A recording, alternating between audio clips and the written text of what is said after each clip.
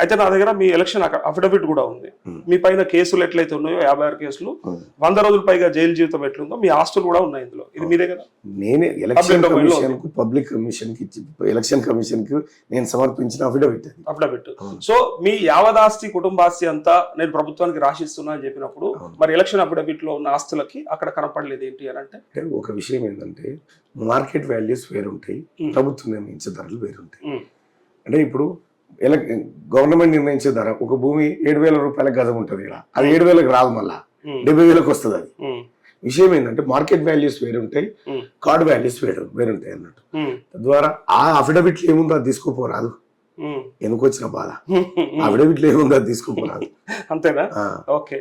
So ఈ కేసులన్నీ కూడా మీరు చేసిన తప్పులే కదా, మరి ఎక్కడ అన్నా ఏమన్నా అంటే అక్రమంగా పెట్టినట్టు అనిపించిందా మీకు? అంటే ఇవి 100% అక్రమ కేసులని ఆర్ఎస్ ప్రవీణ్ కుమార్ చెప్పిండు కదా, చెప్పిండు. మళ్ళీ ఆయన రివర్స్ చెప్తాను తర్వాత విషయం ఏంటంటే ఇందులో ఏ ఒక్క కేసు అన్నా నిరూపితమయ్యి తీన్మార్ మళ్ళీ తప్పు చేసిండి నేను కోర్టు చెప్పిందా ఇప్పటి వరకు? ఏ ఒక్క కోర్టు అన్నా, ఒక కోర్టు నన్ను దోషిగా తీర్పునిస్తే నేను దోషిని అయితా. అప్పటి వరకు నేను దోషిని కాదు అని సుప్రీంకోర్టు చెప్పింది. ఏ వ్యక్తి అయినా, నాట్ ఓన్లీ మీ. ఇది అందరికి వర్తిస్తుందా? కల్వకుంట్ల కవితకి, కేసీఆర్ కి, కేటీఆర్ కి అందరికి వర్తిస్తుంది. అంతే కదా? అందరికి వర్తిస్తుంది. ఓకే. అంటే వాళ్ళని మీరు డైరెక్ట్ గా మీ న్యూస్ లో దోషులుగానే క్రియేట్ చేశారు, జడ్జిమెంట్ ఇచ్చారని. నిందితులు, నింద మోపబడ్డటువంటి ఆరోపణలు వచ్చినప్పుడు దాన్ని దోషులు అని చెప్పారు. విషయం ఏంటంటే నిందితులు, ఇప్పుడు నా కేసులలో పోలీసు వాళ్ళు ఛార్జ్ షీట్ వేయాలి. గతంలో బీఆర్ఎస్ నాయకులు ఒత్తిడి చేసిన పోలీసు వాళ్ళు ఛార్జ్ షీట్ ఎందుకు వేస్తలేరండి? ఎవిడెన్స్ లేక. ఎవిడెన్స్ ఉంటే కదా ఛార్జ్ షీట్ వేసేది. ఎవిడెన్స్ లేదు కదా, ఛార్జ్ షీట్ ఎందుకు ఎత్తలేరు? ఇప్పుడు ఎవరు ఆ పోరడెవరు ఏ తాయితలు బొట్లు అమ్ముకునే పోరగాంతో 306 సెక్షన్ పెట్టించారు. 306 సెక్షన్ అంటే ఏందో తెలుసా? నేను ప్రేరేపిస్తూ ఎవరు ఆత్మహత్య చేసుకోవడం. ఎవర్రా చనిపోయినాడు అంటే ఎవరు లేడు, ఛార్జ్ షీట్ వేయడానికి లేదు. ఇగో ఇది వీళ్ళ కథ. ఈ తీన్మార్ మల్లన్న మీద పెట్టినటువంటి కేసులు నిరుద్యోగుల కోసం ప్రశ్నించిన కేసులు కావా? నీకు తెలియదా నరేష్ గారు? ప్రశ్నించడంతో పాటు ఇంకోటి, ఒక అడ్వకేట్ గా నేను కూడా ఏం చెప్తున్నా అంటే, ఈ పక్కనున్న ఈ నేచర్ లో ఎక్కడన్నా చూస్తే ఇంకా రేప్ కేసులు పెట్టలే, నయమైంది. ఇంకా రేప్ అని పెట్టలే, రేప్ కేసులు ఇవన్నీ పెట్టలే ఇంకా. అయితే విషయం ఏంటంటే ఎలక్షన్ కమిషన్ కు సమర్పించే అఫిడవిట్ లో ఈ సెక్షన్లకు ఇది ఆరోపణ అని చెప్పిరనేది చెప్పాలి. ఇది నిజంగా ఆరోపణనేనా నిజమైందా అనేది కోర్టు తెలుస్తుంది. ఆర్ఎస్ ప్రవీణ్ కుమార్ నువ్వు నేను జడ్జి చేయడానికి లేదు, మీరు అడ్వకేట్, మీకు తెలియంది కాదు. నేనేమంటున్నా అంటే ప్రతి క్యాండిడేట్ చెప్పాలి ఇది.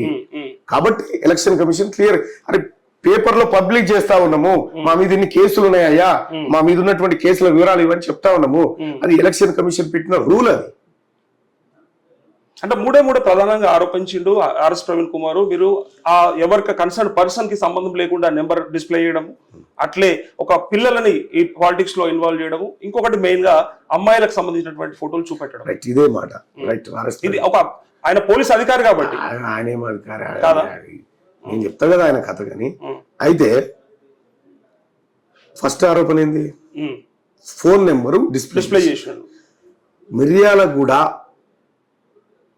నియోజకవర్గానికి ప్రాతినిధ్యం వహిస్తున్నటువంటి శాసనసభ్యుడు అప్పట్లో ఉన్నటువంటి ఆయన పేరేంది, భాస్కర్ రావు తన ఎన్నికల అఫిడవిట్ లో ఎన్నికల సంఘానికి పబ్లిక్ డొమైన్ లో పెట్టినటువంటి ఫోన్ నెంబర్. అది పబ్లిక్ డొమైన్ ఫోన్ నెంబర్ తీసి పబ్లిక్ డొమైన్ లో పెడితే కేసు ఏందా? బుర్రుందా? ఐపీఎస్ చదివింది ఆయన. రైట్. రెండోది చెప్పు. రెండోది చిన్నపిల్లల్ని ఇందులోకి లాగడం, అంటే పాలిటిక్స్ లోకి. చిన్నపిల్లల్ని పాలిటిక్స్ లోకి తీన్మార్ మల్లన్న లాగిండా? చిన్నపిల్లలని ఎత్తిన తలంబరాలు ఎత్తిచ్చి భద్రాద్రి ఆలయానికి తోలినోడు తీన్మార్ మల్లన్న. చిన్నపిల్లలు ఏది ఎమ్మెల్యేలు మంత్రులు ఓపెన్ చేయాల్సినటువంటి స్కూళ్ళను పోయి చిన్నపిల్లలు ఓపెన్ చేస్తా ఉంటే ఇవి పాలిటిక్స్ లోకి తీన్మార్ మల్లన్న లాగిండా? ఇంకోటి మూడోది చెప్పారు, మార్ఫింగ్. తీన్మార్ మల్లన్న ఏమన్నా పోటలన్నా మార్ఫింగ్ చేసి పెట్టినాడు. ఇది అక్రమకి దమ్ముంటే ఆధారం పెట్టు. ఏం రికవర్ చేసి పెట్టు నీకు దమ్ముంటే. నువ్వు ఐపీఎస్ ని నేను ఇది చేసిన ఇలా స్వేరస్ అందరినీ ముంచిపోయినావు. నువ్వు ఇలా కేసీఆర్ కాళ్ళకాడ తాకట్టు పెట్టినావు. నువ్వు రాజకీయాల్లోకి వచ్చేటప్పుడే నేను ఎక్స్ప్లెయిన్ చేసిన, ఇది కేసీఆర్ వదిలిన బాణం అని చెప్పిన. ఇది టీఆర్ఎస్ పార్టీ పైన వ్యతిరేకతతో ఉన్నటువంటి యువతను బీఎస్పీ వైపు తీసుకుపోయి ఓటు డైవర్ట్ పాలిటిక్స్ పాల్పడి తద్వారా కేసీఆర్ కు లబ్ధి చేయాలన్నది ఈయన ఆలోచన. అది నేను ఆయనే చెప్పిన. ఇక ఆయన గురించి ఇంతకంటే ఎక్కువ మాట్లాడాలి.